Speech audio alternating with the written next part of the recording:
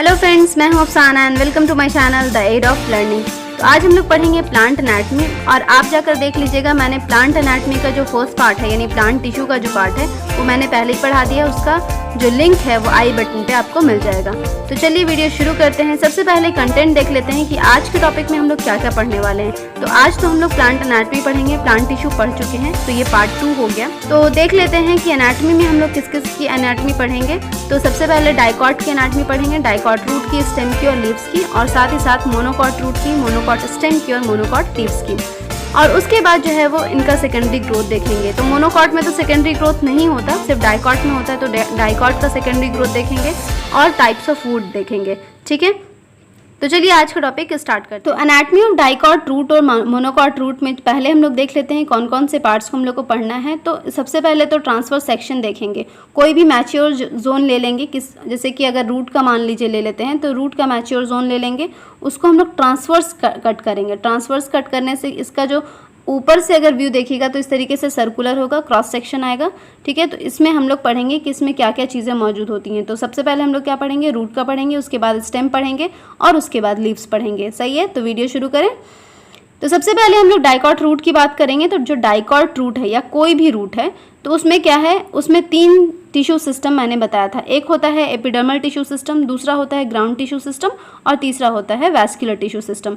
तो ये पूरा जो एनाटमी है वो 3 टिश्यू सिस्टम के बेसिस पे चलता है। सही है, अब इसमें अंदर में क्या क्या चीज़ें हैं वो थोड़ा थोड़ा डिफरेंट होती हैं, बहुत आसानी से याद हो जाएगा। तो बिल्कुल आराम से देखिएगा, कुछ स्किप मत कीजिएगा, उससे क्या होगा कि आपका कन्फ्यूजन रह जाएगा। सही है, तो ध्यान से देखिएगा, इत्मीनान से, और पूरा देखिएगा इस वीडियो को। ठीक है, एनाटमी ऑफ डाइकॉट रूट में अगर हम लोग देखें तो इसका इंटरनल टिश्यू ऑर्गेनाइजेशन को अगर हम लोग देखते हैं तो सबसे पहले बात आती है एपिडर्मल टिश्यू की। डाइकॉट रूट के एपिडर्मल टिश्यू को हम लोग क्या कहते हैं, एपिब्लेमा कहते हैं। जो लेयर होता है उसको हम लोग क्या कहते हैं, एपिब्लेमा कहते हैं। और इनमें क्या होता है, रूट हेयर्स होता है। तो रूट हेयर्स मैं बता चुकी हूँ, रूट हेयर्स जो होते हैं वो यूनिसेलुलर होते हैं, और यूनिसेलुलर होने के साथ साथ इनका जो फंक्शन होता है ये भी मैंने बताया था कि जो फंक्शन होता है रूट हेयर का किस चीज़ का होता है, absorption of water and mineral. ठीक है, तो वाटर और मिनरल का एब्जॉर्प्शन करते हैं। दूसरा पॉइंट ये है कि ये यूनिसेलुलर होते हैं। तो डाइकॉट रूट जो होते हैं वो क्या होते हैं, यूनिसेलुलर होते हैं। सही है, स्टेम भी मैं बताऊंगी। स्टेम में वैसे मैंने टिश्यू सिस्टम में बताया है कि स्टेम में जो हेयर्स होते हैं उसको हम लोग ट्राइकोम्स कहते हैं और वो मल्टी सेलुलर होता है। ठीक है, तो रूट में याद रखिएगा रूट हेयर्स होते हैं जो कि यूनिसेलुलर होते हैं, फंक्शन है वाटर एंड मिनरल का एब्जॉर्प्शन।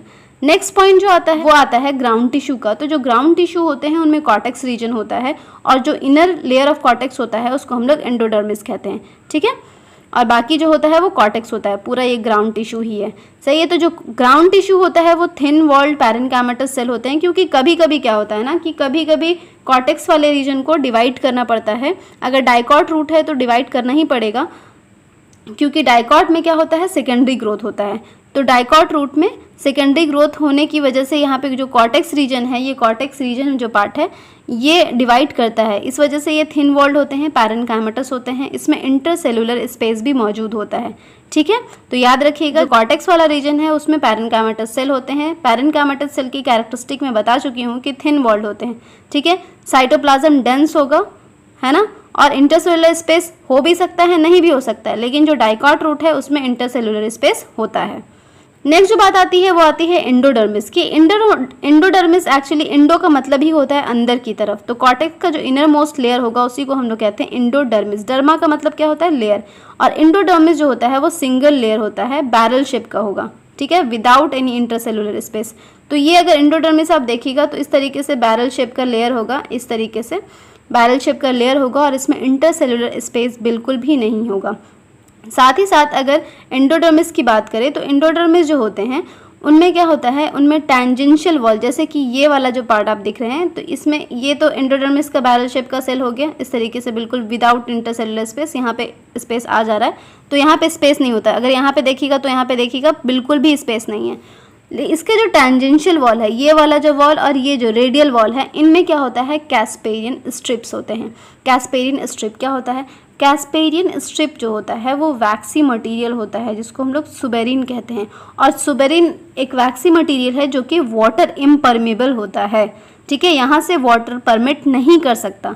तो यहाँ पे सुबेरिन का डिपोजिशन होता है। एक चीज़ होती थी लिग्निन का डिपोजिशन।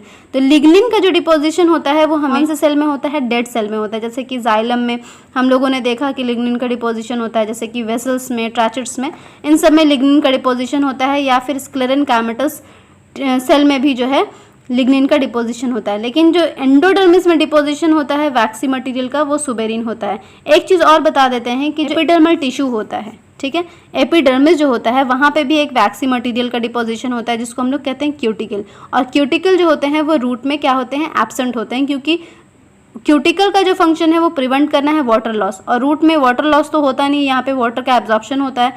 तो यहाँ पे क्यूटिकल जो होते हैं एब्सेंट होते हैं।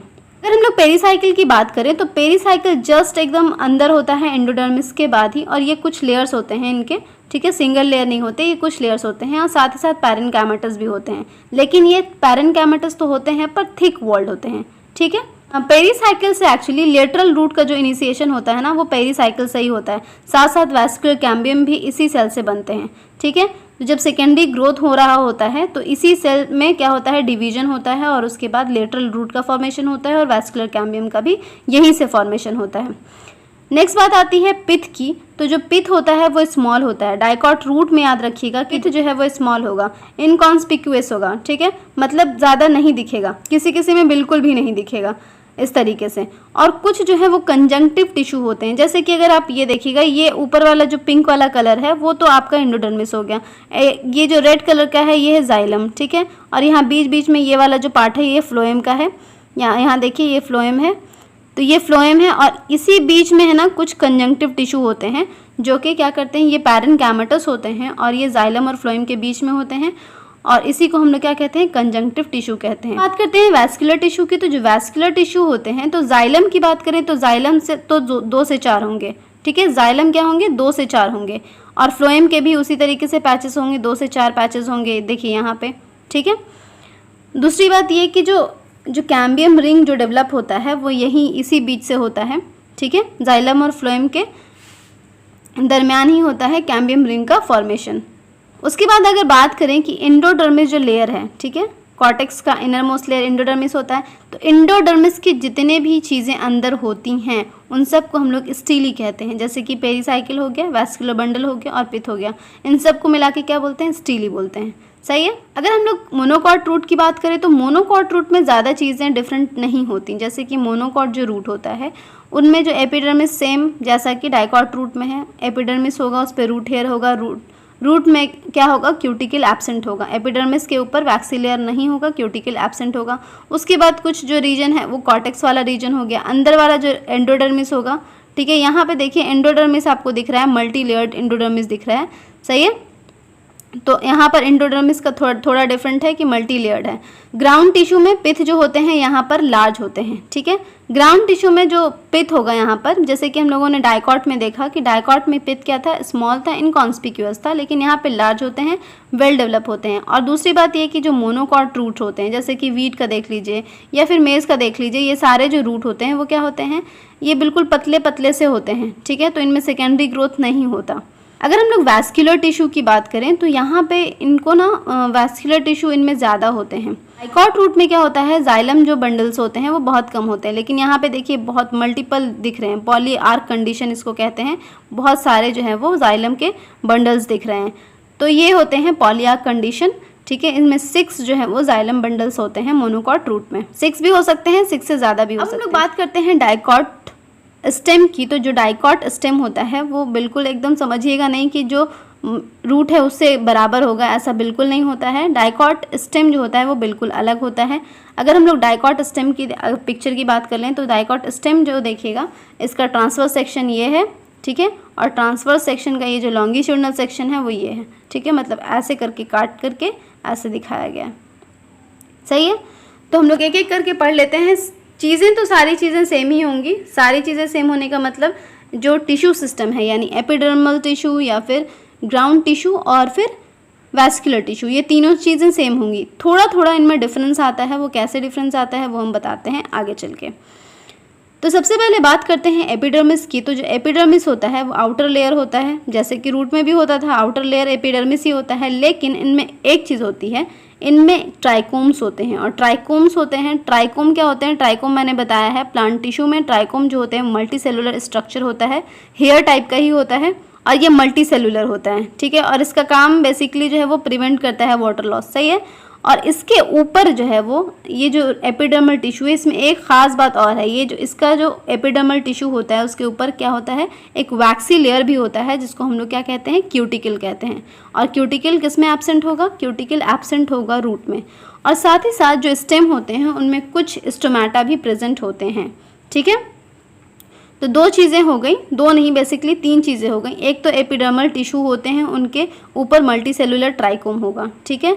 दूसरी चीज़ कुछ स्टोमेटा होगा और फिर एपिडर्मल टिश्यू के ऊपर क्या होगा, एपिडर्मस लेयर के ऊपर क्या होगा, क्यूटिकल होगा। तो तीन बातें याद रखनी है यहाँ पे एपिडर्मिस में।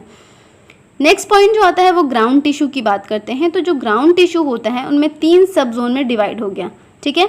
ये तीन सब जोन में डिवाइड हो जाता है। देखिए एक ये रेड वाला दिखाई दे रहा है, एक ग्रीन वाला दिखाई दे रहा है, सही है। फिर एक आपको एंडोडर्मिस दिखाई देगा, ये एंडोडर्मिस दिखाई देगा, सही है।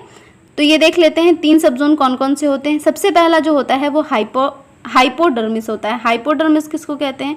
हाइपो का मतलब होता है जस्ट एपिडर्मिस के नीचे, ठीक है। एपी मतलब ऊपर और हाइपो का मतलब नीचे और इंडो का मतलब अंदर।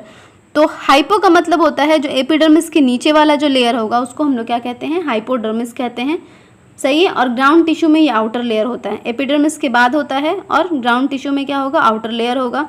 उसके बाद ये जो हाइपोडर्मिस होता है वो एक्चुअली कॉलेनकाइमेटस सेल से बना होता है। मैंने कॉलेनकाइमा में भी बताया था कि जो हाइपोडर्मिस होता है डाइकॉट स्टेम का वो कैसा होता है, कॉलेनकाइमेटस सेल का बना होता है और जस्ट बिलो द एपिडर्मिस होता है, ठीक है। और ये जो कॉलेनकाइमेटस सेल से बना होता है और कॉलेनकाइमेटस सेल का काम क्या है, ये मैकेनिकल स्ट्रेंथ प्रोवाइड करेगा यंग स्टेम को, है ना। फंक्शन तो मैंने यही बताया ना कॉलेनकाइमा का कि वो मैकेनिकल स्ट्रेंथ प्रोवाइड करेगा। जो दूसरा जोन होता है वो होता है कॉर्टिकल लेयर। कॉर्टिकल लेयर जहाँ पे कॉर्टेक्स होगा, जो कॉर्टेक्स लेयर होगा वो किसके बाद होगा, कॉलेनकाइमा के बाद होगा। तो ये कॉलेनकाइमा हो गया और उसके बाद आ गया कॉर्टेक्स लेयर। और कॉर्टेक्स लेयर कैसा होता है, कॉर्टेक्स लेयर होता है पैरेनकाइमेटस, कॉन्स्पिक्यूअस इंटरसेलुलर स्पेसेस होंगे जैसे कि हर जगह होता है, थिन वॉल्ड होगा, राउंडेड होगा, सही है। तो कॉर्टेक्स तो सेम हर जगह होता है, ये ऐसा ही। तीसरी बात आती है एंडोडर्मिस की। जो एंडोडर्मिस होता है ये इनर मोस्ट लेयर होता है कॉर्टेक्स का, है ना। ग्राउंड टिश्यू का जो इनर मोस्ट लेयर होगा वो क्या कहलाएगा, वो एंडोडर्मिस कहलाएगा। एंडोडर्मिस जो होता है यहाँ पर डाइकॉट स्टेम में स्टार्च ग्रेन होता है, याद रखिएगा, एस फॉर स्टार्च, ठीक है, एस फॉर स्टेम। तो स्टार्च ग्रेन किस में पाया जाएगा, स्टेम में पाया जाएगा, डाइकॉट स्टेम में पाया जाएगा, ठीक है। स्टार्च शीट कह लीजिए या इसको ट्रिपल एस से याद रखिएगा।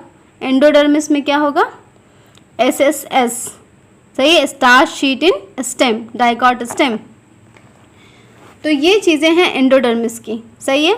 और मैंने बताया था डाइकॉट रूट में, जो बताया था मैंने, डाइकॉट रूट में क्या होता है, डाइकॉट रूट में कैस्पेरिन स्ट्रिप्स होते हैं। ये RS से याद रखना है, सही है।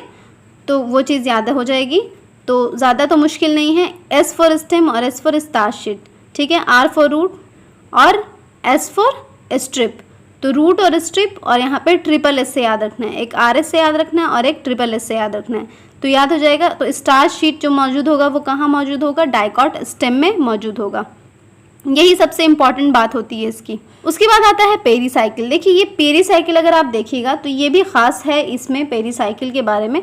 जो यहाँ पे पेरीसाइकिल होता है, ये जो सबसे मोटा वाला, ये जो रेड कलर से फिर से दिख रहा है, आई टाइप का दिख रहा है, वो जो पेरीसाइकिल होता है एक्चुअली में ये सेमी ल्यूनर पैचेस होता है, वो स्क्लेरेनकाइमेटस होता है।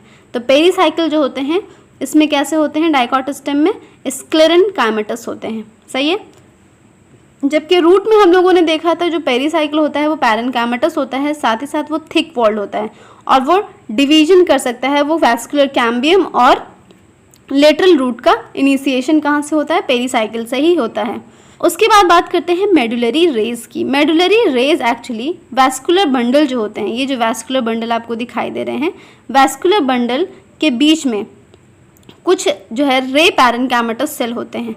वैस्कुलर बंडल के बीच में आपको अगर दिखाई देगा तो यहाँ पर कुछ रे पैरेन्काइमेटस सेल होते हैं जो कि मेडुलरी रेस का फॉर्मेशन करते हैं। जब सेकेंडरी ग्रोथ होगा, जब लेटरल रूट का फॉर्मेशन, लेटरल स्टेम का फॉर्मेशन होगा, यहाँ पे तो स्टेम का फॉर्मेशन होगा ना, जब लेटरल स्टेम का फॉर्मेशन होगा तो मेडुलरी रेस का भी फॉर्मेशन होगा।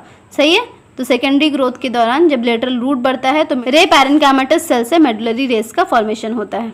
वैस्कुलर बंडल की बात करें तो वैस्कुलर बंडल मैंने बताया था कि डाइकॉट स्टेम और डाइकॉट लीफ में कैसे होते हैं, कॉन्जॉइंट टाइप के होते हैं। और डाइकॉट स्टेम में कैसे होते हैं, डाइकॉट स्टेम में क्या होते हैं, ओपन टाइप के वैस्कुलर बंडल होते हैं, ओपन कॉन्जॉइंट। ओपन और कॉन्जॉइंट का मतलब भी मैंने बता दिया था, अगर प्लांट टिश्यू सिस्टम आपने नहीं देखा तो जाकर देख लीजिए। ओपन होने का मतलब अगर जाइलम और फ्लोएम के बीच में कैम्बियम है तो क्या होगा, ओपन टाइप होगा। अगर कैम्बियम नहीं है तो क्या होगा, क्लोज टाइप होगा। सही है। कॉन्जॉइंट मैंने बता दिया था कि अगर एक ही रेडियस पे जाइलम और फ्लोएम प्रेजेंट हो, ठीक है, यानी एक साथ प्रेजेंट हो तो उसको क्या बोलेंगे, कॉन्जॉइंट बोलेंगे। सही है।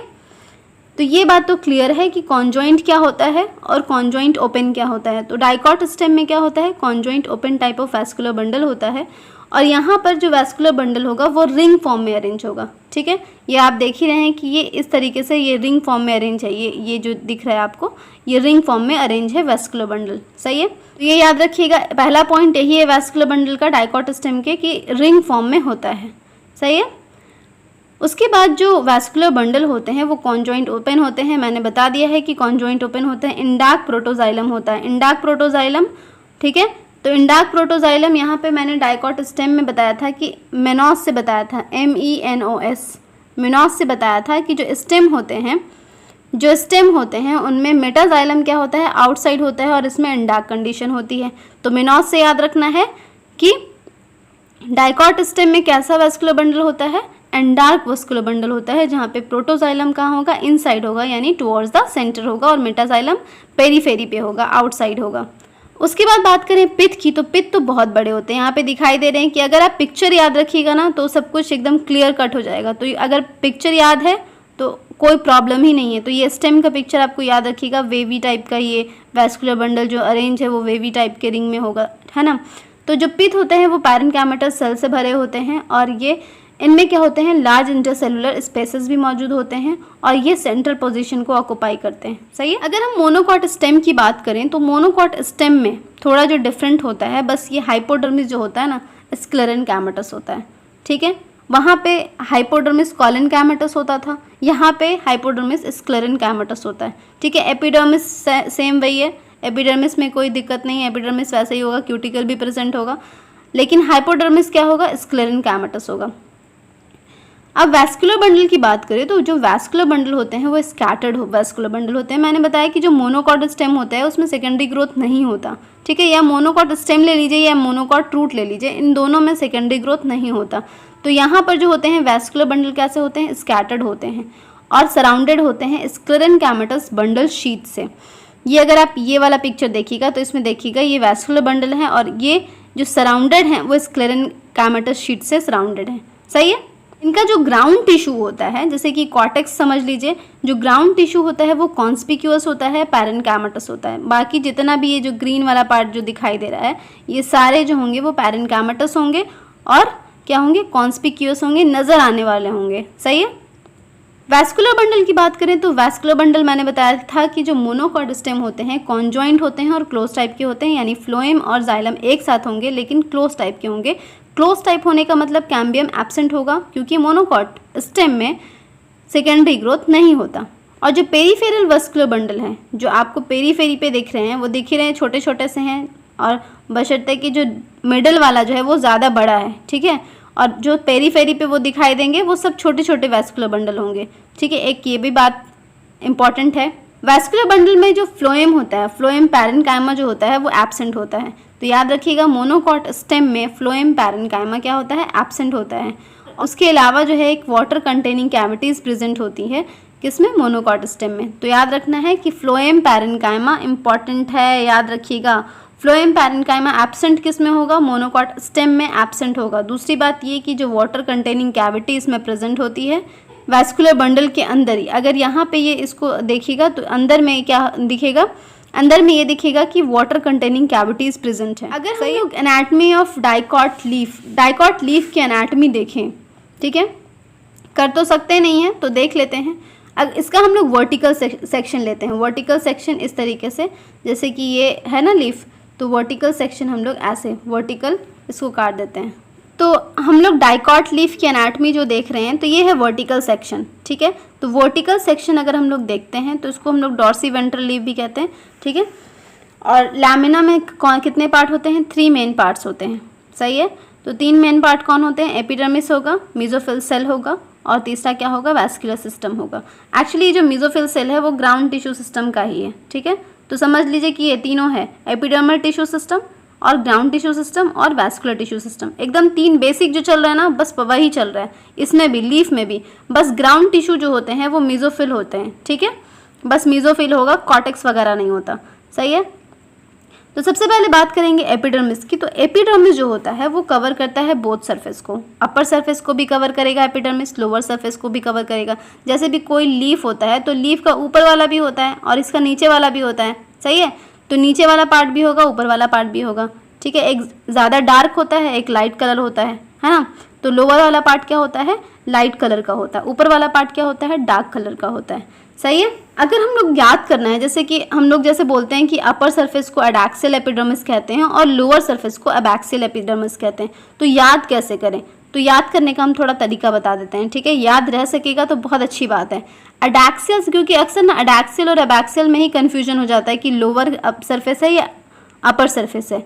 तो एडैक्सियल में याद रखिएगा ADU, अद्दू, ठीक है। तो अद्दू से आप याद रखिएगा एडैक्सियल सरफेस जो होता है वो अपर सरफेस होता है, ठीक है। दूसरा है बबलू, बबलू से याद रखिएगा बबलू।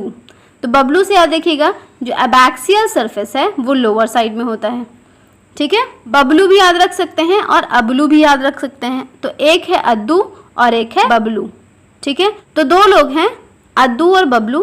तो एक है ऊपर, अद्दू रहता है ऊपर और बबलू रहता है नीचे। मान लीजिए कि एक घर है, ऐसे याद कर लीजिए, ठीक है। एक कहानी से याद कर लीजिए, एक कहानी सुना देते हैं आपको। मान लीजिए कि एक घर है, ये एक घर है, उसमें 2 फ्लोर हैं, ठीक है। तो 2 फ्लोर में ऊपर वाला जो फ्लोर है वो अद्दू के पास है, जो नीचे वाला फ्लोर है वो बबलू के पास है। 2 वर्ड से याद रखना है कि अपर सरफेस कौन होगा और लोअर सरफेस कौन होगा, ठीक है। तो एडैक्सियल सरफेस जो होगा वो अपर सरफेस होगा और एबैक्सियल सरफेस जो होगा वो लोअर सरफेस होगा, ठीक है। तो आई थिंक अब याद हो जाना चाहिए कि एडैक्सियल और एबैक्सियल में अब कोई कन्फ्यूजन नहीं होना चाहिए। अच्छा, एक चीज़ और बताते हैं कि जो डाइकॉट लीफ होते हैं, तो डाइकॉट लीफ के ऊपर, क्योंकि स्टोमेटा भी प्रेजेंट होता है डाइकॉट लीफ के ऊपर, वो भी बताएंगे कि स्टोमेटा भी प्रेजेंट होता है। लेकिन एक चीज़ और समझिए कि जैसे कि स्टेम है, स्टेम से वाटर लॉस हो रहा है और वाटर लॉस को रोकने के लिए क्यूटिकल प्रेजेंट होता है, ठीक है। एपिडर्मिस के ऊपर क्या होता है? क्यूटिकल प्रेजेंट होता है, वैक्सी थिक लेयर क्यूटिकल का होता है। अब डाइकॉट लीफ से तो सबसे ज़्यादा जो है वो, या लीफ से, सिंपली लीफ से समझिए कि लीफ से सबसे ज़्यादा ट्रांसपिरेशन होता है। तो यहाँ पर भी क्यूटिकल होना चाहिए या नहीं होना चाहिए? बिल्कुल होना चाहिए, ठीक है। तो यहाँ पे भी एक कॉन्स्पिक्यूअस क्यूटिकल प्रेजेंट होता है और क्यूटिकल क्या होता है? वैक्सी लेयर होता है, ठीक है, जो कि क्या करता है? प्रिवेंट करता है लॉस ऑफ वाटर, सही है। अब बात करते हैं एबैक्सियल सरफेस की। डाइकॉट लीफ में जो एबैक्सियल सरफेस है वहाँ पे ज़्यादा स्टोमेटा होता है। एबैक्सियल सरफेस मतलब, एबैक्सियल का मतलब होता है लोअर सरफेस, तो मैंने याद कराया था अबलू से, ठीक है। एबैक्सियल मतलब लोअर सरफेस पे ज़्यादा स्टोमेटा होता है। ज़्यादा स्टोमेटा लोअर सरफेस पे क्यों होता है? सरफेस पे स्टोमेटा इसलिए होता है क्योंकि ट्रांसपिरेशन से ना पानी ज़्यादा लॉस ना हो जाए। अगर ऊपर की सरफेस पे रहेगा, अगर ऊपर की सरफेस पे ज़्यादा स्टोमेटा प्रेजेंट रहेगा तो क्या होगा? पानी बहुत जल्दी जल्दी लॉस हो जाएगा। लेकिन अगर नीचे के सरफेस पे रहेगा तो क्या होगा? थोड़ा स्लो प्रोसेस होगा ट्रांसपिरेशन का, सही है। और ऐसा होता है कि जो एडैक्सियल सरफेस होता है, एडैक्सियल मतलब अपर सरफेस, ठीक है ना। अद्दू से मैंने कहा था याद करने के लिए। तो एडैक्सियल सरफेस यानी कि अपर सरफेस पे क्या होता है? स्टोमेटा कभी कभी क्या होता है? बिल्कुल एब्सेंट ही होता है, सही है। मेसोफिल सेल की बात करें तो जो मेसोफिल सेल होते हैं उनमें जो है टिश्यू होते हैं वो ऊपर के एपिडर्मिस और नीचे के एपिडर्मिस में जितना भी टिश्यू होता है वो सारा कौन सा होता है? मेसोफिल सेल ही होता है, ठीक है, एक्सेप्ट वैस्कुलर बंडल, ठीक है। वैस्कुलर बंडल को छोड़ करके जितना भी टिश्यू जो होंगे वो सारे क्या होंगे? मेसोफिल सेल होंगे, सही है। और इसमें क्या मेसोफिल सेल की कैरेक्टरिस्टिक क्या होती है? जैसे कि मेसोफिल सेल तो ग्राउंड ही टिश्यू होता है, पैरेन्काइमेटस ही होता है, थिन वॉल्ड ही होता है, लेकिन मीजोफिल सेल में, इसको मीजोफिल सेल इसलिए कहते हैं क्योंकि इनमें क्लोरोप्लास्ट भी प्रेजेंट होता है, ठीक है, क्लोरोप्लास्ट प्रेजेंट होता है, सही है। और क्लोरोप्लास्ट क्या करता है, फोटोसिंथेसिस कैरी आउट करता है, ठीक है। तो ग्राउंड टिश्यू जो होते हैं उन्हीं को मीजोफिल सेल कहते हैं क्योंकि इनमें क्लोरोप्लास्ट प्रेजेंट होता है, सही है, और अपर एपिडर्मिस और लोअर एपिडर्मिस के दरमियान में होता है, सही है। ये पैरेन्काइमेटस सेल होते हैं। ग्राउंड टिश्यू सारे पैरेन्काइमेटस ही होते हैं, तो मीजोफिल सेल भी पैरेन्काइमेटस ही होते हैं। मीजोफिल सेल जो होते हैं वो दो टाइप के होते हैं, जैसे यहाँ पे आपको दिखाई दे रहा है, ये जो पूरा आपको दिखाई दे रहा है इसमें जो है ये दो टाइप के सेल दिखाई दे रहे हैं। एक यहाँ पे देखिए पूरा कॉम्पैक्ट थोड़ा स्ट्रक्चर दिखाई दे रहा है, यहाँ पे थोड़ा लूज स्ट्रक्चर दिखाई दे रहा है। तो दो तरह के सेल होंगे, पहला जो होगा वो पैलिसेड पैरेन्काइमा होगा और दूसरा जो होगा वो स्पॉन्जी पैरेन्काइमा होगा, सही है। हम लोग एक एक करके पैलिसेड और स्पॉन्जी पैरेन्काइमा के बारे में जानते हैं। तो पैलिसेड पैरेन्काइमा जो होता है वो एडैक्सियली प्लेस्ड होता है। एडैक्सियली प्लेस्ड का मतलब होता है अपर सरफेस की तरफ।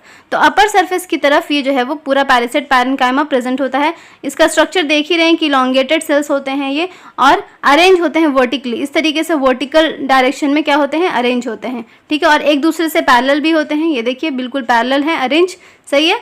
तो पैरेलली अरेंज होते हैं और वर्टिकली अरेंज होते हैं, सही है। दूसरा है स्पॉन्जी पैरेन्काइमा। तो स्पॉन्जी पैरेन्काइमा का ये वाला जो स्ट्रक्चर आपको दिखाई दे रहा है, ये स्पॉन्जी पैरेन्काइमा, ये कैसे स्ट्रक्चर है, राउंड और ओवल है, सही है, और लूजली अरेंज्ड है, ठीक है। ये एक दूसरे से बिल्कुल चिपके हुए नहीं है, ये बिल्कुल लूजली अरेंज है। और लूजली अरेंज होने की वजह से क्या होता है, स्पॉन्जी पैरेन्काइमा में ये क्या करते हैं, इनमें एयर कैविटीज होती है, सही है। और ये पैलिसेड पैरेन्काइमा के जस्ट नीचे होता है, ओके। ये पूरा पैलिसेड पैरेन्काइमा के नीचे ये पूरा एक्सटेंडेड होता है, और इनमें जो कैविटी होती है वो एयर स्पेसेस होते हैं। इनमें ये जो कैविटी होती है ये एयर स्पेसेस होते हैं, ठीक है, और बहुत बड़े बड़े स्पेस होते हैं।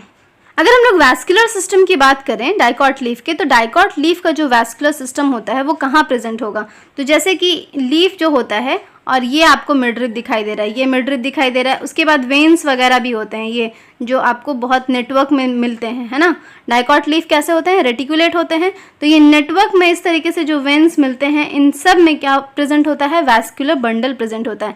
तो ये एक्चुअली क्या लाता है, पानी लाता है, ठीक है, खाना लाता है, ये जो है वो प्रोवाइड करता है, सही है।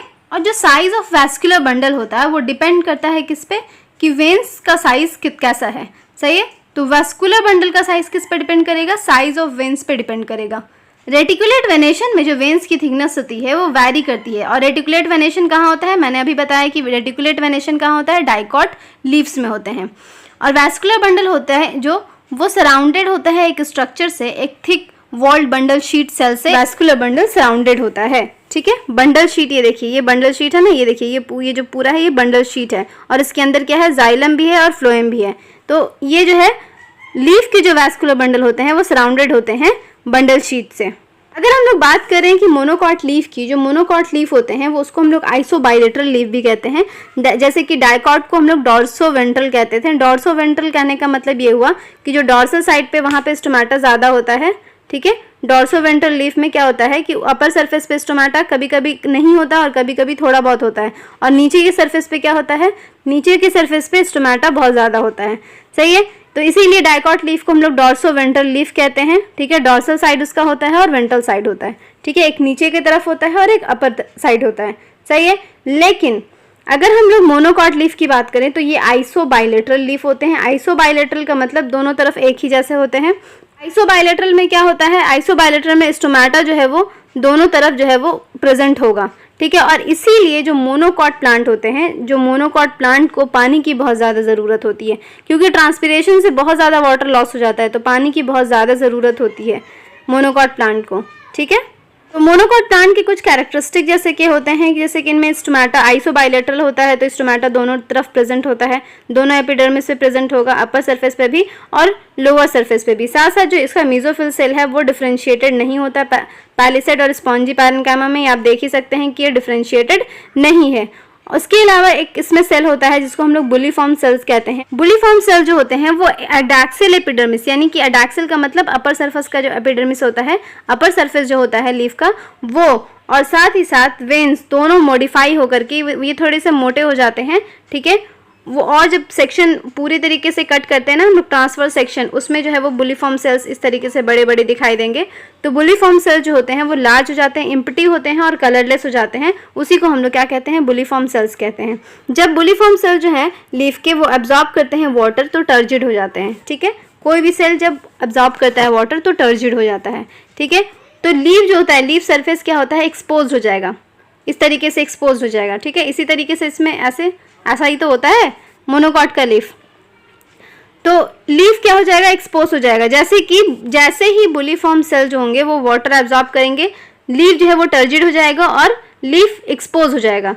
सही है। दूसरा केस ये बनता है कि जब यही बुलिफॉर्म सेल फ्लैसिड हो जाता है। क्यों, वाटर स्ट्रेस की वजह से, वाटर जब इसमें लॉस होता है तो फ्लैसिड हो जाता है, जिसके कारण जो है वो लीफ इस तरीके से कर्ल कर जाता है। ठीक है, और ये कर्ल इसलिए होता है ताकि मिनिमाइज कर सके वाटर लॉस को।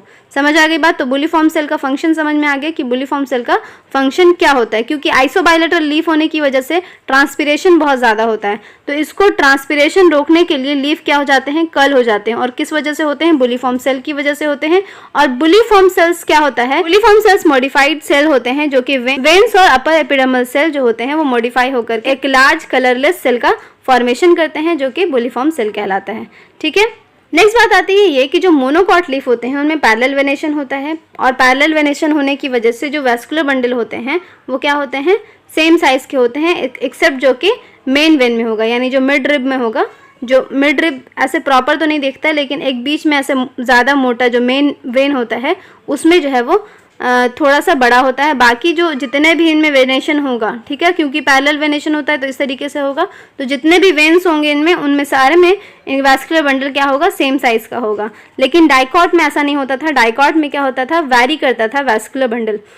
ठीक है, जैसा जैसा वेन होगा वैसे वैसे वैस्कुलर बंडल भी वैरी करेगा। सही है। अब हम लोग बात करते हैं सेकेंडरी ग्रोथ की। तो सेकेंडरी ग्रोथ में सबसे पहले ये जान लीजिए कि जो लेंथ का ग्रोथ होता है वो एपिकल मेरिस्टेम की वजह से होता है, और एपिकल मेरिस्टेम की ग्रोथ को हम लोग क्या कहते हैं, प्राइमरी ग्रोथ कहते हैं, और उससे क्या बनता है, प्राइमरी प्लांट बॉडी बनता है। लेकिन डाइकॉट प्लांट में क्या होता है कि गर्थ में भी इंक्रीज होता है, उसका जो विड्थ होता है वो भी इंक्रीज करता है। और वो विड्थ इंक्रीज किस वजह से करता है, वो लेटरल मेरिस्टेम की वजह से, जिसको हम लोग सेकेंडरी मेरिस्टेम भी कहते हैं, तो उस वजह से करता है। और ऐसे ग्रोथ को हम लोग क्या कहते हैं, सेकेंडरी ग्रोथ कहते हैं।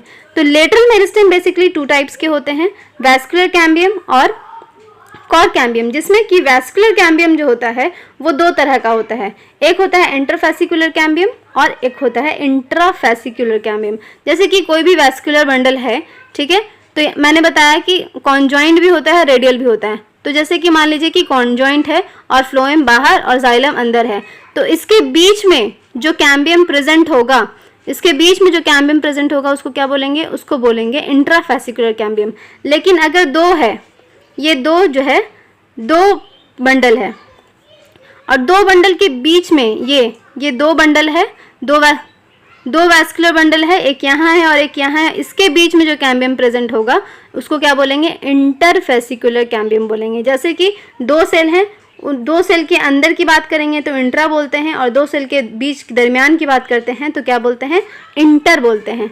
समझ आई बात। तो 2 फैसिकुलर कैम्बियम का मतलब समझ में आ गया कि इंटरफेसिकुलर कैम्बियम कहाँ पे होगा और इंट्राफेसिकुलर कैम्बियम कहाँ पे होगा, और साथ ही साथ कॉर्ड कैम्बियम भी हम लोग पढ़ेंगे। तो चलिए आगे बढ़ते हैं। तो सबसे पहले बात करते हैं वैस्कुलर कैम्बियम की। तो वैस्कुलर कैम्बियम होता है, एक्चुअली जो मेरिस्टेमेटिक लेयर होते हैं वो रिस्पॉन्सिबल होते हैं वैस्कुलर टिश्यू को कट करने के लिए। ठीक है, जाइलम और फ्लोएम के बीच में जो वैस्कुलर टिश्यू है, जैसे कि ये कॉन्जॉइंट है मान लीजिए, तो इसके बीच में ये है फ्लोएम और ये है जाइलम, इनके बीच में जो टिश्यूज होंगे, जो मेरिस्टेमेटिक लेयर होगा, उसको क्या होता है, उसको वो क्या करता है, ऐसे ये इन दोनों के बीच में भी हो सकता है, या 2 सेल के बीच में भी इस तरीके से ऐसे भी हो सकता है। ठीक है, तो 2 मेरिस्टेमेटिक लेयर हो सकता है, तो उससे क्या बनता है, वैस्कुलर कैम्बियम बन सकता है। अगर इन दोनों के बीच से बनेगा तो क्या बोलेंगे, इंट्राफेसिकुलर, और इन दोनों के बीच से बनेगा तो क्या बोलेंगे, इंटरफेसिकुलर कैम्बियम। ठीक है, क्लियर बात है।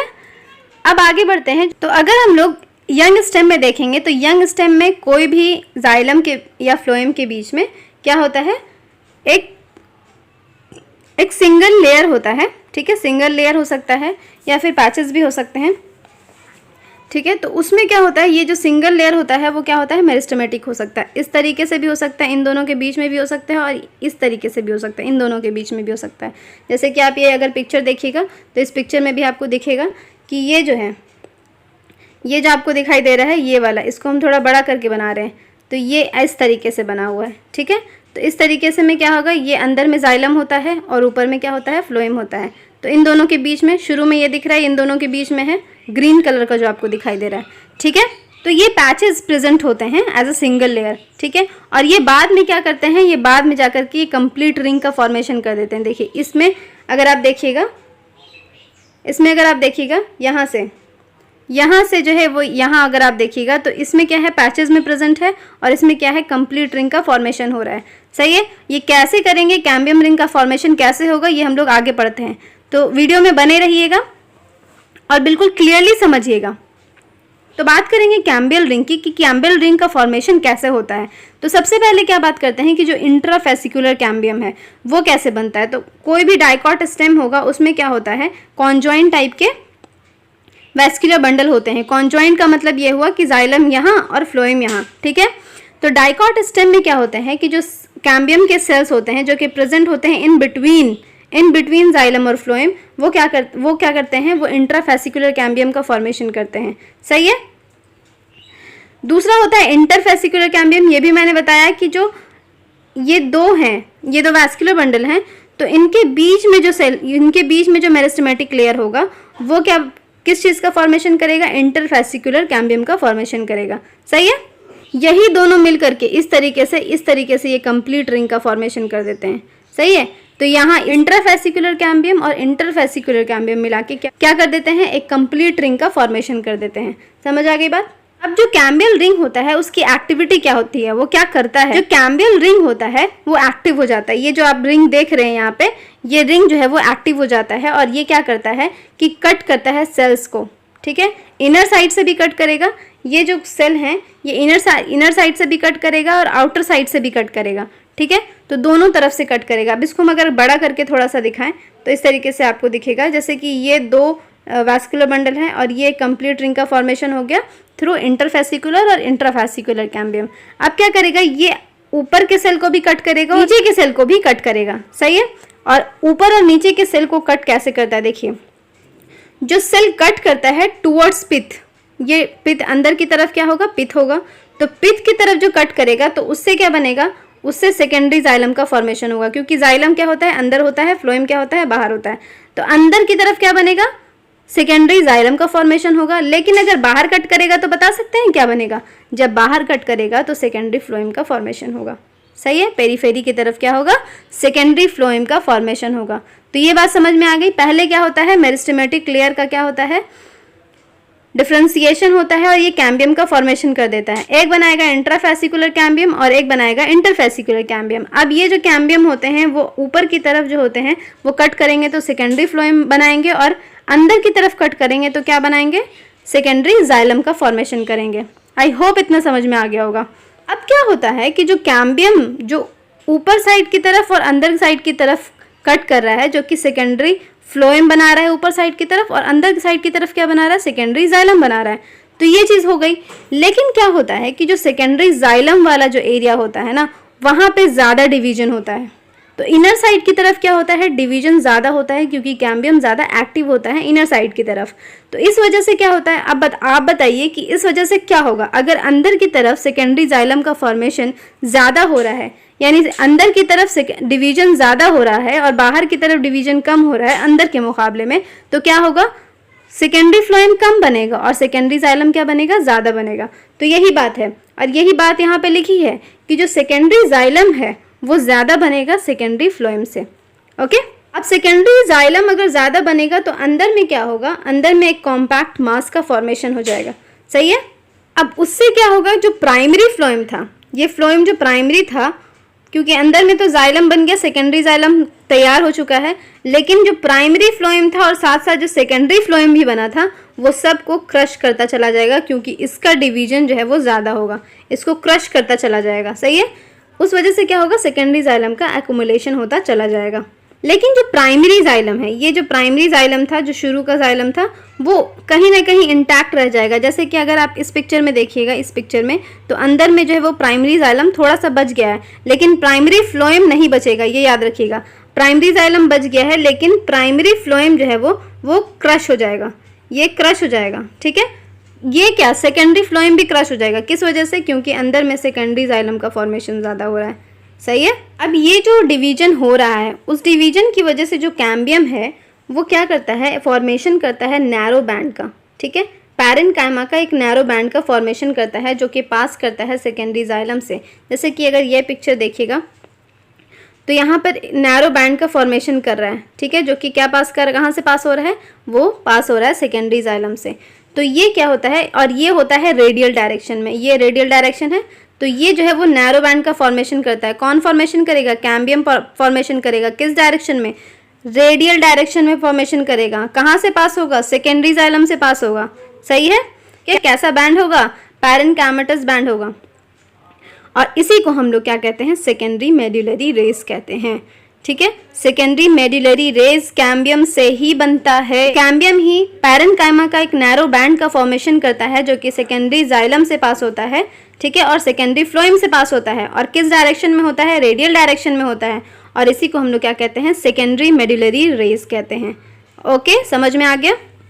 तो मेडुलरी रेस क्या है ये समझ में आ गया होगा। अब बात करते हैं स्प्रिंग वुड और ऑटम वुड की, ठीक है। अब स्प्रिंग वुड और ऑटम वुड के बारे में जान लेते हैं। क्या होता है, जो कैम्बियम की एक्टिविटी है वो डिपेंड करती है फिजियोलॉजिकल और इन्वायरमेंटल फैक्टर्स पे। कैम्बियम जो है वो कब ज़्यादा डिवाइड करेगा, कब एक्टिव होगा, किस सीजन में एक्टिव होगा, ये सब डिपेंड करेगा इन्वायरमेंटल फैक्टर्स पे और फिजियोलॉजिकल फैक्टर्स पे, ठीक है। तो ये इस तरीके से कंट्रोल होता है, क्योंकि टेम्परेट रीजन जो होता है उनमें क्लाइमेटिक कंडीशन जो होते हैं वो यूनिफॉर्म नहीं होते। जो क्लाइमेट होता है वो यूनिफॉर्म नहीं होता। तो जाहिर सी बात है, क्लाइमेट यूनिफॉर्म नहीं है तो जाहिर सी बात है कि जो प्लांट में डिवीजन होगा उसमें न्यूट्रिशन, उसको पानी, उसको हर चीज़ जो भी ज़रूरत होगी वो एनवायरनमेंट से ही तो मिलती है। पानी की ज़रूरत हुई, न्यूट्रिशन की ज़रूरत हुई, न्यूट्रिशन तो चलो सॉइल में है, लेकिन पानी की ज़रूरत हुई। उसके अलावा जो और भी इन्वायरमेंटल फैक्टर है उसकी वजह से क्या होता है, उसका डिवीजन जो होता है वो उस पर फ़र्क पड़ता है। तो इस वजह से जो कैम्बियम की एक्टिविटी है उस पर भी फ़र्क पड़ेगा, है ना।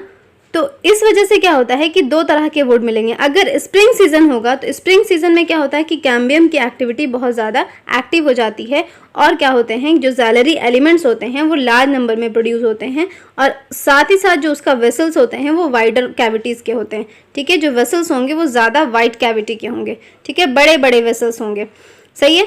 तो जाहिर सी बात है कि इसका जो है ना कुछ अलग दिखेगा, इसका जो अपीयरेंस होगा वो कुछ अलग दिखाई देगा, ठीक है।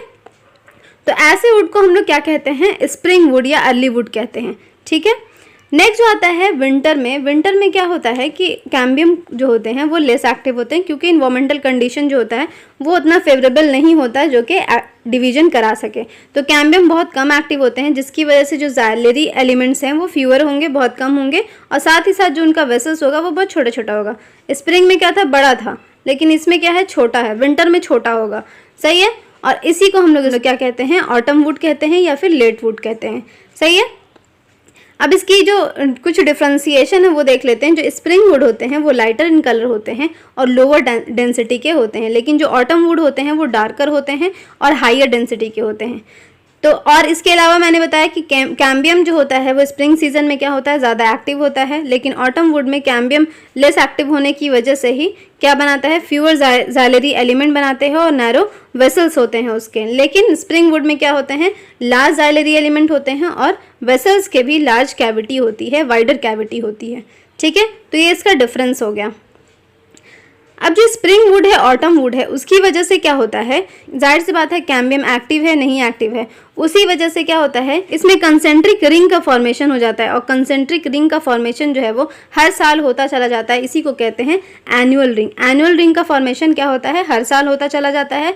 और एनुअल रिंग अगर हम लोग स्टेम को इस तरीके से कट करते हैं तो आपको दिखाई देगा। और ये जो है वो क्या करता है, ये किसी भी पेड़ की उम्र बताता है, ठीक है। जैसे क्योंकि हर साल है ना, तो जितना रिंग होगा उतने साल का वो पेड़ होगा, समझ आई बात। और इसके स्टडी को हम लोग क्या कहते हैं, डेंड्रोक्रोनोलॉजी कहते हैं, ठीक है। स्पेलिंग बता दे रहे हैं, DENDRO, क्रोनोलॉजी, CRONOLOGY। तो डेंड्रोक्रोनोलॉजी इसको हम लोग कहते हैं। एज ऑफ द प्लांट को एस्टिमेट करने के लिए डेंड्रोक्रोनोलॉजी होती है, जिसमें एनुअल रिंग का क्या कहते हैं, एनुअल रिंग को काउंट करते हैं और उससे पता लगाते हैं कि ये प्लांट जो है वो कितने एज का है। दूसरा आता है हार्टवुड और सैपवुड। हार्टवुड में जैसे कि ओल्ड ट्रीज में क्या होता है कि कुछ जो पार्ट होते हैं, जो सेकेंडरी जाइलम वाला पार्ट होता है वो डार्क ब्राउन कलर का होता है। ये डार्क ब्राउन क्यों होता है? ये डार्क ब्राउन इस वजह से होता है क्योंकि इनमें डिपोजिशन होने लगता है ऑर्गेनिक कंपाउंड का, जैसे कि टैनिन्स हो गया, रेजिन्स हो गया, ऑयल्स है, gums, aromatic substance, essential oils. ठीक है, तो इसके जो सेंटर वाले पोजीशन में, जैसे कि ये पूरा वुड है, इसके सेंटर वाले पोजीशन में क्या होगा कि इन सब चीज़ों का, ऑर्गेनिक सब्सटेंस का क्या हो जाएगा, डिपोजिशन हो जाएगा। इसी वजह से जो गम्स निकलता है वो उसी वजह से निकलता है। ठीक है, और भी बहुत एरोमेटिक सब्सटेंस वगैरह वो सब डिपोजिशन हो जाता है किसमें, ओल्ड ट्रीज़ में डिपोजिशन होना शुरू हो जाता है। ठीक है, और ये जो होते हैं, ये जो सब्सटेंस होते हैं, ये क्या करते हैं, ये वुड को क्या करते हैं, हार्ड बना देते हैं, ड्यूरेबल बना देते हैं और रेजिस्टेंस बना देते हैं माइक्रो ऑर्गेनिज्म और इंसेक्ट के अटैक से। ठीक है, तो ये जो रीजन होता है इसमें डेड एलिमेंट्स होते हैं, क्योंकि बहुत दिन हो गया है ना, तो उसमें सारी चीज़ें जमा हो गई तो ये डेड एलिमेंट हो जाते हैं। ठीक है, और इसमें हाईली लिग्निफाइड वॉल्स होते हैं, क्योंकि जो वेसल्स होते हैं उनमें लिग्निफाइड वॉल्स होते हैं। ये तो पता ही है कि लिग्निफाइड वॉल्स होते हैं, ये तो मैंने पढ़ाया ही है। तो लिग्निफाइड जो वॉल्स होते हैं वो ज़्यादा ही लिग्निफाइड हो जाते हैं। ठीक है, उसके अलावा इनमें और भी जो सब्सटेंस वो भर गया वो अलग। ठीक है, और ये बीच में होते हैं, ये बीच में होते हैं क्योंकि जाहिर सी बात है जो अंदर वाले होंगे वो पहले बने होंगे, तो ये ओल्ड हो जाएगा, तो इन्हीं में सब चीज़ों का डिपोजिशन हो जाएगा। और जो बीच में होता है उसको हम लोग क्या कहते हैं, हार्ड बोलते हैं। इसीलिए ऐसे वुड को हम लोग क्या कहते हैं, हार्डवुड कहते हैं। और ये इनमें प्रेजेंट क्या होता है, इनमें डेड एलिमेंट्स प्रेजेंट होते हैं। ठीक है, हार्ड इसीलिए कहते हैं क्योंकि ये बीच में प्रेजेंट होता है। तो कभी भी अगर आप देखते हैं स्टेम का, जिसके अंदर वो हमेशा आपको दिखेगा, जब भी आप स्टेम देखेंगे, कटा हुआ लॉग देखेंगे तो अंदर में डार्क कलर का होगा और बाहर में कैसा होगा, लाइट कलर का होगा। तो अंदर वाला क्योंकि बीच में होता है और इसीलिए इसको हम लोग क्या कहते हैं, हार्डवुड कहते हैं। और हार्डवुड जो होते हैं वो वाटर कंडक्शन नहीं करते हैं, लेकिन जो हार्डवुड होते हैं वो मैकेनिकल सपोर्ट ज़रूर प्रोवाइड करते हैं स्टेम को। ठीक है, ऐसा नहीं है कि बिना मकसद के होते हैं, उनका मकसद होता है मैकेनिकल सपोर्ट प्रोवाइड करना, क्योंकि बहुत ज़्यादा कंडक्शन कर चुके होते हैं। शुरू में तो वही कंडक्शन करते होंगे साथ, लेकिन क्या हुआ, धीरे धीरे वो बूढ़े होते चले गए, उनमें बहुत सारी चीज़ें डिपॉजिट होना शुरू हो गई, तो जो वेसल्स हैं वो भर गए। तो भरेंगे तो कहाँ से कंडक्शन करेंगे, वेसल्स को खाली होना चाहिए ना कंडक्शन होने के लिए, तो वेसल्स तो भर गए, इसी वजह से कंडक्शन नहीं कर पाते। सही है, अगर आप ये पिक्चर देखिएगा, ये बीच वाला जो पार्ट है, एनुअल रिंग भी प्रॉपर इसमें दिख रहा है, और बीच वाला जो पार्ट है वो क्या कहलाता है, हार्डवुड कहलाता है। सही है, और जो दूसरा होता है उसी में जो सैपवुड होता है, तो सैपवुड क्या होता है, वो पेरीफेरल रीजन में होते हैं। देखिए ये वाला जो पार्ट है ये पेरीफेरी पे है। ठीक है, ये सेंटर पे था इसलिए इसको हम लोग हार्डवुड कहते थे। सैपवुड होता है वो पेरीफेरल रीजन में होता है, लाइटर इन कलर होता है। जाहिर सी बात है हार्डवुड से क्या होता है, लाइटर इन कलर होता है, इसी को हम लोग सैपवुड कहते हैं। सैप कहने का मतलब ये हो गया कि वहां पर कंडक्शन होगा वाटर का। ठीक है, सैप का मतलब क्या होता है, जहाँ पे पानी का बहाव हो। ठीक है, जहाँ पे पानी का सोर्स हो उसी को सैप, जो भीगी हुई चीज़ होती है। तो सैपवुड जो होते हैं उनमें कंडक्शन होता है रूट से लीफ तक। सही, बात करते हैं कॉक कैम्बियम की, क्योंकि वैस्कुलर कैम्बियम हम लोग पढ़ चुके हैं, अब रह गया कॉक कैम्बियम। तो कॉक कैम्बियम को भी अच्छे से जान लेते हैं। कॉक कैम्बियम एक्चुअली क्या होता है कि जो स्टेम होते हैं, क्योंकि गर्थ में इंक्रीज करते रहते हैं, स्टेम क्या होते हैं, गर्थ में इंक्रीज करते रहते हैं। और गर्थ में इंक्रीज किस वजह से होता है, वैस्कुलर कैम्बियम की वजह से होता है। वैस्कुलर कैम्बियम का जब ग्रोथ होता है तो लेटरल ग्रोथ होता है। ठीक है, लेटरल ग्रोथ होने से क्या होगा, आप बताइए कि स्टेम का एपिडर्मिस होता है कि नहीं होता है, बिल्कुल होता है। कॉर्टेक्स होता है कि नहीं होता है। जब वैस्कुलर बंडल पूरा इंक्रीज करता चला जाएगा तो क्या होगा, कॉर्टिकल रीजन का क्या होगा, उसके अलावा जो है वो एपिडर्मिस का क्या होगा, इन सब का क्या होगा, है ना। अंदर से जब बाहर की तरफ ग्रोथ हो रहा है तो इन सब का कुछ ना कुछ तो हुआ होगा, ये कुछ ना कुछ बर्बाद तो हुए होंगे, है ना। तो इससे क्या होता है, जब वैस्कुलर कैम्बियम इंक्रीज करता है, ठीक है, डिवाइड करता है, तो जो कॉर्टिकल रीजन होता है, आउटर कॉर्टिकल रीजन जो होता है, या फिर एपिडर्मिस का जो लेयर होता है वो ब्रोकन हो जाता है। ठीक है, और रिप्लेस हो जाता है नए प्रोटेक्टिव सेल के लेयर से। सही है, क्योंकि एपिडर्मिस या फिर कॉर्टिकल रीजन ये सब जो है वो प्राइमरी प्लांट बॉडी में होता है ना। तो जाहिर सी बात है कि वो उतने मजबूत नहीं होंगे, तो जाहिर सी बात है उसको रिप्लेस करने के लिए नया प्रोटेक्टिव लेयर की ज़रूरत तो होगी ना, क्योंकि एपिडर्मिस तो ज़रूरी होता है ना किसी भी चीज़ के लिए। नया प्रोटेक्टिव सेल का जो है वो लेयर बनेगा, और वो सेल का लेयर पहले वाला जो प्राइमरी प्लांट बॉडी है उससे ज़्यादा ताकतवर होगा कि नहीं होगा, ठीक है। जब किसी को तोड़ देते हैं तो वो और ज़्यादा ताकतवर होकर के खड़ा होता है। इसी तरह से एपिडर्मिस भी और कॉर्टिकल लेयर भी, तो ये सब मिल करके क्या बनाएगा, एक नया प्रोटेक्टिव लेयर का फॉर्मेशन करेगा। तो क्या होता है, जैसे ही वैस्कुलर कैम्बियम का डिवीजन शुरू होता है तो बाद में या पहले अनदर मेरिस्टेमेटिक टिश्यू का डिवीजन होना शुरू हो जाता है, जिसको हम लोग कहते हैं कॉर्क कैम्बियम, ठीक है। अनदर मेरिस्टेमेटिक टिश्यू है, ये भी सेकेंडरी टिश्यू है, और इसी को कॉर्क कैम्बियम को हम लोग फेलोजेन कहते हैं। फेलोजेन अगर नहीं याद हुआ तो फेलो तो ठीक है, रहने दीजिए, ये हर जगह लगेगा। जेन का मतलब होता है जेनरेशन, तो किसी को जनरेट करने वाला, और जनरेट कौन करता है, कैम्बियम करता है, तो किसी को जनरेट करने वाला, इसीलिए इसका नाम पड़ा फेलोजेन। जेन से जनरेशन याद रखिएगा, और कॉर्क कैम्बियम किसी भी चीज़ का जनरेशन करता है। अक्सर भूल जाते हैं क्योंकि और भी टर्मिनोलॉजी है यहाँ पे, तो भूल जाते हैं कि कहाँ पे फेलोजेन है, कहाँ पे फेलोडम है, तो ये भूल जाते हैं लोग। तो फेलोजेन, फेलो तो याद रखना है, जेन मतलब जनरेशन, और कोई भी आउटर लेयर का जो जनरेशन करता है वो कौन करता है, कॉर्क कैम्बियम करता है। तो याद रहेगा कि जेन से याद रखना है कि कॉर्क कैम्बियम ही जनरेशन करता है, सही है। और ये कहाँ डेवलप होता है, ये यूजुअली जो है वो डेवलप होता है कॉर्टेक्स रीजन में, ओके। फेलोजेन जो होता है यानी कॉर्क कैम्बियम जो होता है वो बहुत लेयर्स होती हैं इनमें, ठीक है, जो लेयर्स हम लोग आगे चल के पढ़ते हैं। तो जो लेयर्स होती हैं वो नैरो होती हैं, थिन वॉल्ड होती हैं, और रेक्टेंगुलर सेल्स इसमें प्रेजेंट होते हैं। जैसे कि अगर ये देखिएगा, ये कॉर्क कैम्बियम, ये वाला जो स्ट्रक्चर आपको दिखाई दे रहा है, यहाँ पे रेक्टेंगुलर सेल्स होंगे, थिक लेयर होगा, ठीक है, नैरो होगा, थिन वॉल्ड होगा, ठीक है। थिन वॉल्ड होने का मकसद ये हो जाता है कि इसको डिवीजन करना है, इस वजह से ये थिन वॉल्ड होता है। तो फेलोजेन जो कि जनरेट करेगा और भी सेल लेयर को, वो क्या होगा, थिन होगा, नैरो होगा, थिन वॉल्ड होगा, नैरो होगा, और रेक्टेंगुलर सेल्स होंगे, ठीक है। अगर ये पिक्चर आपको याद रहेगी तो बहुत अच्छी बात है। तो ये इसमें देखिए, ये रेक्टेंगुलर सेल्स आपको मिल जाएंगे, ये सारे क्या हैं, कॉर्क कैम्बियम है। कॉर्क कैम्बियम क्या है, कॉर्क कैम्बियम जनरेट करेगा नया प्रोटेक्टिव लेयर को, इसीलिए इसको हम लोग क्या कहते हैं, फेलोजेन। अब जो फेलोजेन होता है वो किस तरीके से और भी प्रोटेक्टिव लेयर का फॉर्मेशन करता है वो देख लेते हैं। जो फेलोजेन होता है वो क्या करता है कि वो भी दोनों साइड से कट करना शुरू होता है। जैसे कि वैस्कुलर कैम्बियम क्या करता था, दोनों साइड से कट करना शुरू करता था ना सेल को, उसी तरीके से फेलोजेन भी दोनों साइड से कट करना शुरू कर देता है। तो जो आउटर सेल होता है ना वो डिफ्रेंशिएट हो जाता है फेलेम में, ठीक है।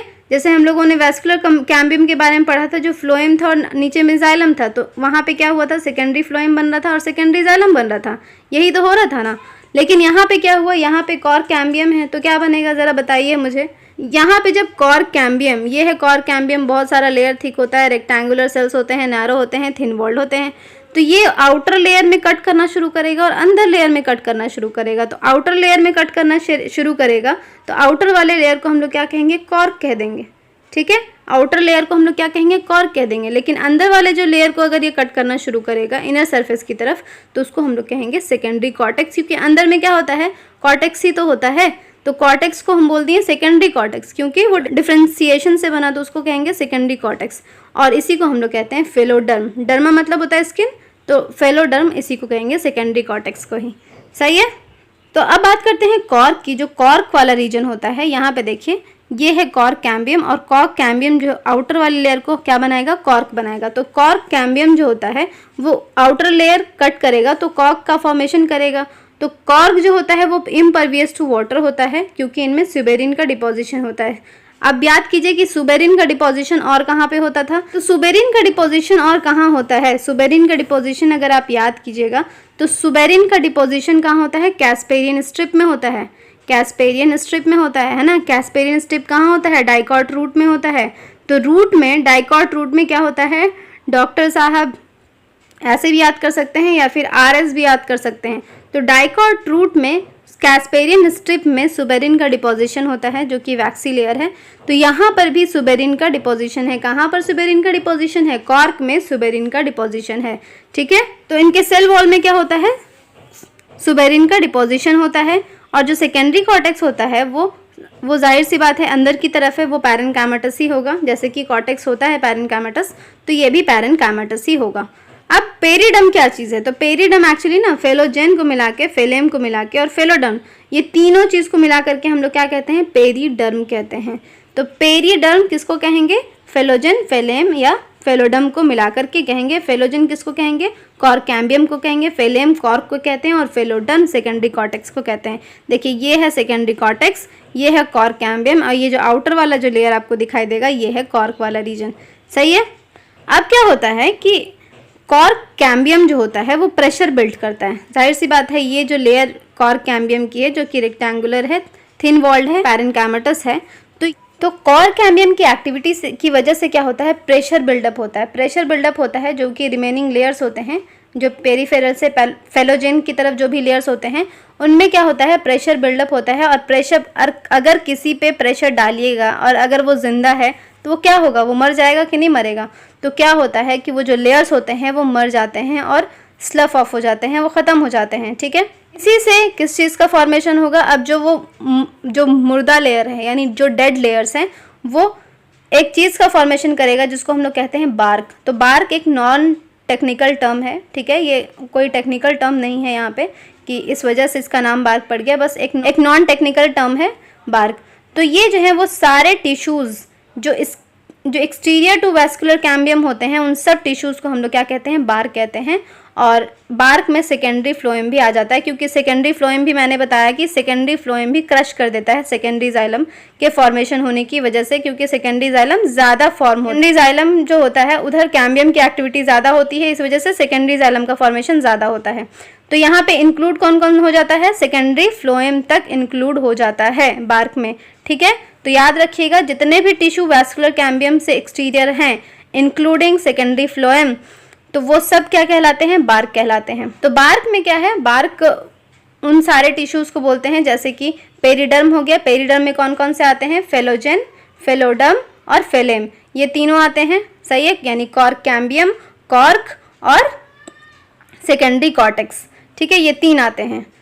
तो सबसे पहला आता है कॉर्क कैम्बियम, दूसरा आता है कॉर्क और तीसरा आता है सेकेंडरी कॉर्टेक्स। तो ये तीनों मिलाकर के पेरिडर्म कहलाता है। तो ये 3 लेयर और साथ ही साथ सेकेंडरी फ्लोएम, ये 4 लेयर मिलकर के बार्क का फॉर्मेशन करता है। और ये सारे कैसे होते हैं, डेड होते हैं। और बार्क याद रखिएगा एक नॉन टेक्निकल टर्म है। जो बार्क होता है फॉर्म हुआ अर्ली सीजन में तो उसको हम लोग अर्ली बार्क या फिर सॉफ्ट बार्क कहते हैं। लेकिन अगर यही एंड के सीजन में अगर ये बार्क फॉर्म होता है तो इसको हम लोग लेट या हार्ड बार्क कहते हैं। ठीक है, बार्क में एक एग्जाम्पल आप याद रखिएगा, जो हम लोग दालचीनी खाते हैं, सिनेमम जो होता है वो बार्क ही होता है। ठीक है, तो बार्क में, सिनेमम के बार्क में क्या होता है, एरोमा होता है और बहुत सारे प्रॉपर्टीज भी होती हैं। अब दूसरी बात करते हैं लेंटिसेल्स की। तो लेंटिसेल्स जो होते हैं कुछ रीजन में क्या होता है, फेलोजन किसको कहते हैं, कॉर्क कैम्बियम वाला रीजन होता है। तो कॉर्क कैम्बियम जो होता है क्लोजली अरेंज पैरेन्काइमेटस सेल होता है ना, उसको भी कट कर देता है आउटर साइड में। ठीक है, इंस्टेड ऑफ कॉर्क सेल। होता यह है कि जो कॉर्क कैम्बियम है जो आउटर की तरफ कट कर रहा है, तो ये जो क्लोजली जो लेयर होंगे इनके कॉर्टेक्स सेल के बजाय ये क्या करता है कि कुछ पैरेन्काइमेटस लेयर को क्या कर देता है, ये कट कर देता है। ठीक, और ये कट करने की वजह से क्या होता है, जो पैरेन्काइमेटस सेल्स होते हैं वो रप्चर कर जाते हैं, क्योंकि बेचारे पैरेन्काइमेटस सेल्स क्या होते हैं, थिन वॉल्ड होते हैं। तो अगर आप उसको कट कर दीजिएगा तो जाहिर सी बात है रप्चर कर जाएंगे। तो रप्चर कर जाने के बाद क्या होता है कि एक लेंस शेप का स्ट्रक्चर का फॉर्मेशन करता है, इसी को हम लोग क्या कहते हैं, लेंटी सेल्स कहते हैं। और ये जो लेंटी सेल्स का हम लोग अगर फंक्शन की बात करें तो लेंटी सेल्स क्या करता है कि एक्सचेंज ऑफ गैसेस कराता है, परमिट करता है एक्सचेंज ऑफ गैसेस, वो आउटर एटमॉस्फेयर से और इंटरनल टिश्यू जो स्टेम का होता है उससे। तो यहाँ पे एक्सचेंज होता है किसका, गैसियस का। ठीक है, और ये जो होते हैं लेंटी सेल्स आपको वुडी ट्रीज में ही मिलेंगे। सही है। हम लोग बात करते हैं सेकेंडरी ग्रोथ इन रूट। तो जो रूट के सेकेंडरी ग्रोथ होते हैं उसमें क्या होता है देख लेते हैं। जो डाइकॉट रूट होता है उसमें जो वैस्कुलर कैम्बियम होता है वो कम्प्लीटली जो है वो सेकेंडरी ऑरिजिन का ही होता है। डाइकॉट रूट में, क्योंकि डाइकॉट रूट में बड़े बड़े प्लांट होते हैं तो जाहिर सी बात है उसका जो रूट होगा उसको बहुत ज़्यादा डिवीजन करना होगा, क्योंकि उसको ज़्यादा पानी की ज़रूरत होती है ना, और बहुत ऊपर पहुंचाना भी होता है। तो जाहिर सी बात है यहाँ पे सेकेंडरी जो ग्रोथ होगा रूट में वो बहुत ज़्यादा होगा, और सेकेंडरी रूट ही होते हैं किसमें, डाइकॉट रूट में। ठीक है, तो देखते हैं कि वैस्कुलर कैम्बियम एक्चुअली कहाँ से ऑरिजिनेट होता है। तो ये ऑरिजिनेट जो होता है, देखिए ये जो आप देखिएगा ये पूरा जो है आपका एंडोडर्मिस है। ठीक है, यहाँ पर जो होगा वो जाइलम होगा, ये बहुत बड़ा हो गया है, थोड़ा छोटा कर देते हैं। ये देखिए, ये जो है ये आपका एंडोडर्मिस है। एंडोडर्मिस के अंदर एक लेयर और होती है जिसको हम लोग क्या कहते हैं, पेरिसाइकिल कहते हैं। सही है। ये 4 जो होंगे क्या होंगे, जाइलम होंगे। सही है। आप मुझे बता सकते हैं कि रूट में कैसा होता है, एंडार्क होता है, एक्सार्क होता है? जल्दी से बताइए। रूट में जो होता है वो एक्सार्क कंडीशन होती है। एक्सार्क कंडीशन होने का मतलब ये हुआ कि जो मेटाजाइलम होगा वो कहाँ होगा, इनसाइड होगा। सही है। तो अब हम लोग को ये देखना है कि वैस्कुलर कैम्बियम ऑरिजिनेट कहाँ से होता है। फ्लोएम भी देख लेते हैं। फ्लोएम जो है यहाँ पे इस तरीके से पैसेज में प्रेजेंट होता है, कॉन्जॉइंट नहीं होता है। रूट में वैस्कुलर बंडल कैसा होता है, रेडियल होता है। R for root, R for radial, याद कराया था मैंने। अब देखिए क्या होता है। अब हम लोग को ये पता करना है कि वैस्कुलर कैम्बियम कैसे ऑरिजिनेट होता है। तो जो वैस्कुलर कैम्बियम है इसको थोड़ा डिफरेंट कलर से देख लेते हैं कि वैस्कुलर कैम्बियम ऑरिजिनेट कहाँ से होता है, रूट में। क्योंकि रूट में क्या होता है, कॉन्जॉइंट तो नहीं होता, रेडियल वैस्कुलर बंडल होता है ना। मैंने बताया था कि रूट में कैसा वैस्कुलर बंडल होता है, रेडियल वैस्कुलर बंडल होता है। रेडियल वैस्कुलर बंडल होने का मतलब, जैसे पहले ये देख लीजिए कि ये है एंडोडर्मिस, उसके बाद होता है लेयर पेरिसाइकिल का। सही है। ये हो गया पेरिसाइकिल। उसके बाद जो है फ्लोएम होता है और जाइलम होता है। तो रूट में जाइलम कितने होते हैं, टेट्रार्क होते हैं, 4 होते हैं। तो 4 जाइलम हम लोग पहले बना देते हैं। रेड कलर से ये जाइलम बना देते हैं, 1 2 3 एंड 4। ठीक है, ये जाइलम हो गया। और रूट में जो कंडीशन होती है वैस्कुलर बंडल की, वो कैसी कंडीशन होती है, कैसा अरेंजमेंट होता है, बता सकते हैं?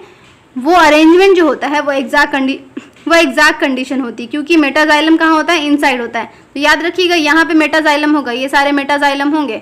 सही है। और प्रोटोजाइलम कहाँ होंगे, यहाँ पे होंगे। ठीक है। और उसके बाद जो है वो यहाँ पे इस तरीके से फ्लोएम प्रेजेंट होगा, क्योंकि रेडियल अरेंजमेंट होता है। सही है। अब हम लोग को ये देखना है कि आखिर जो है वो वैस्कुलर कैम्बियम का ओरिजिनेशन होता कहाँ से है। तो ये देख लेते हैं कि वैस्कुलर कैम्बियम का ओरिजिनेशन कहाँ से होता है। तो सबसे पहले हम लोग ये देखेंगे कि जो टिश्यूज होते हैं जो कि बिलो द फ्लोएम प्रेजेंट होते हैं। बिलो द फ्लोएम बताइए, बिलो द फ्लोएम टिश्यू कौन से होंगे? बिलो द फ्लोएम टिश्यू यहाँ पर प्रेजेंट होंगे, ये वाले टिश्यू यहाँ पे बिलो, क्योंकि ये फ्लोएम है, फ्लोएम का बिलो यही होगा।